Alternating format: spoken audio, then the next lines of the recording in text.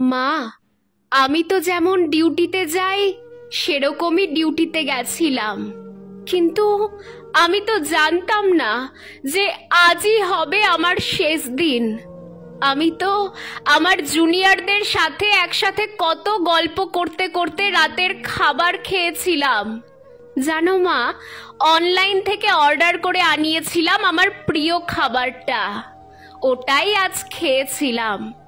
তখনও যদি একটু বুঝতে পারতাম এটাই শেষ খাওয়া, এটাই শেষ গল্প। ডিউটির বাঁধনে আমি যখন ক্লান্ত হয়ে গেলাম মা, আমার চোখ দুটো ঘুমে বন্ধ হয়ে যাচ্ছিল।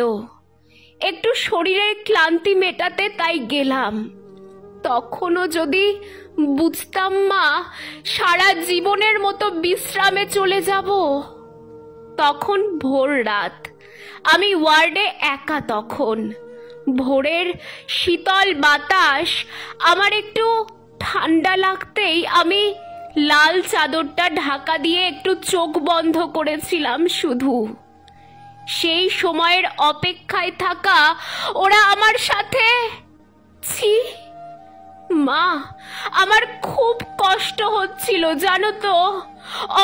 অনেকবার আমি বারণ করেছিলাম, চিৎকার করেছিলাম, বাঁচাও বাঁচাও, কে আছো, আমাকে বাঁচাও।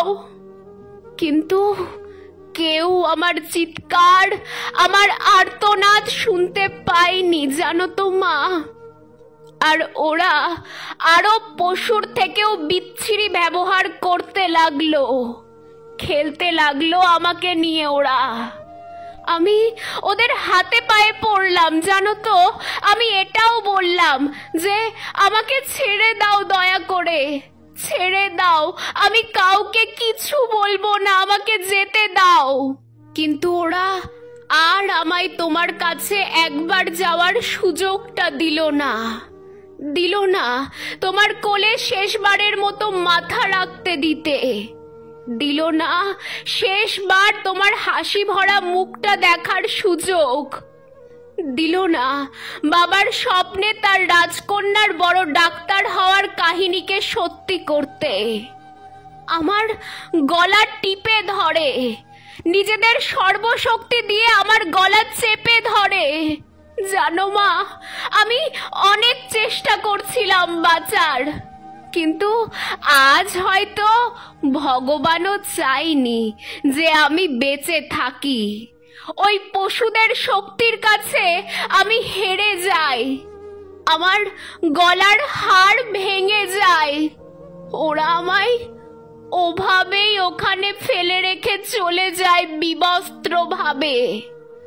সকালে সবাই আসে, কিন্তু এ কি, আমি কারোর সাথে কোনো কথা বলতে পারছি না। তোমাকেও দেখতে পাচ্ছি, তোমায় কত করে ডাকছি, তুমি শুনতে কেন পাচ্ছ না মা আমার ডাক? ও মা, মাগো, এই তো দেখো না, দেখো না মা, ও মা, এই তো আমি। তুমি কাঁদছো কেন? কি হয়েছে তোমার? ও মা। দেখি মা সামনে একটা লাশের দিকে তাকিয়ে হাউমাউ করে কাঁদছে। লাশটার মুখ দেখতে পেয়ে আমি শিউরে উঠি। এ কি, এ যে আমারই নিথর দেহ। আমি কি তবে মারা গেছি? আমিও কাঁদতে শুরু করলাম। সবাই আমার এই মৃত্যুতে শোকাহত। সারা দুনিয়া আপাতত আমার মৃত্যুর ঘটনা জেনে গেছে, সবাই বিদ্রোহ করছে। কিন্তু আমি আমার নিথর দেহের দিকে তাকিয়ে রইলাম। আমার শেষটা তো আরো ভালো হতে পারতো, বলো মা।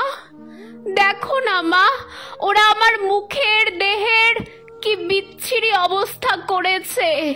দেখো মা, আমার চিৎকার করতে ইচ্ছে করছে, কিন্তু আমার আওয়াজ এখন কেউ শুনতে পাচ্ছে না। আমি এতগুলো লোকের সামনে চিৎকার করছি, কিন্তু কেউ আমার চিৎকার শুনতে পাচ্ছে না, কেউ না।